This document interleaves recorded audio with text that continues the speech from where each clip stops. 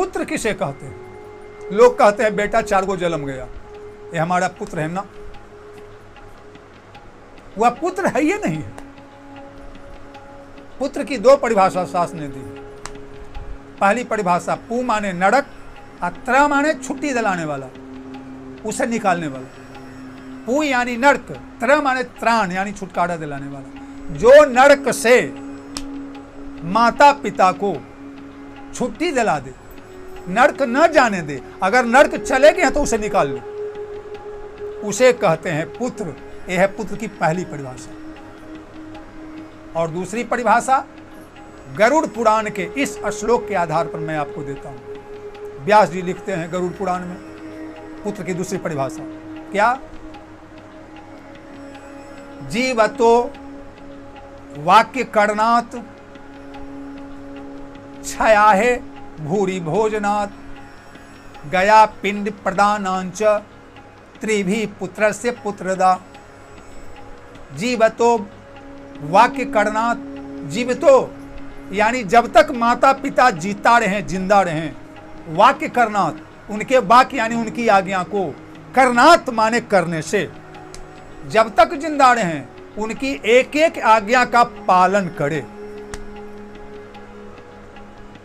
ये पहला लक्षण दूसरी परिभाषा में। और क्षयाहे भूरि भोजनात्, क्षयाहे माने क्षय, क्षय हो जाना, मिट जाना, मरना।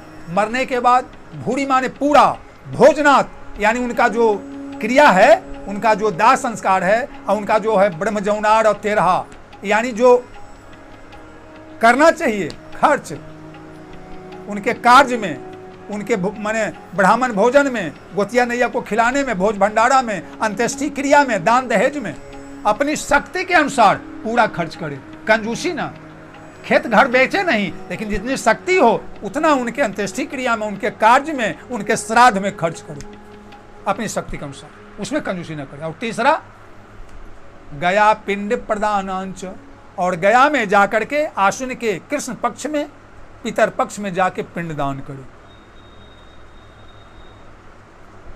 त्रिभी पुत्रस्य पुत्रदा, त्रिभी ये तीनों, पुत्रस माने पुत्र का, पुत्रदा यानी पुत्र होना बताता है। यही पुत्र की पुत्रता है, यानी बेटा होने का ही फल है। जब तक माता पिता जिंदा रहें उनकी आज्ञाओं का पालन करें, अब मरने पर उनके कार्य में, अंत्येष्टि क्रिया में, श्राद्ध में अपनी शक्ति के अनुसार पूरा खर्च करे, कंजूसी ने, शक्ति के अनुसार। और मरने के बाद गया में पिंडदान दे। यही पुत्र की पुत्रदा है, यानी पुत्र होने का यही फल है। ये 2 परिभाषा शास्त्रों के अनुसार, पुराणों के अनुसार मनीषियों ने दी है।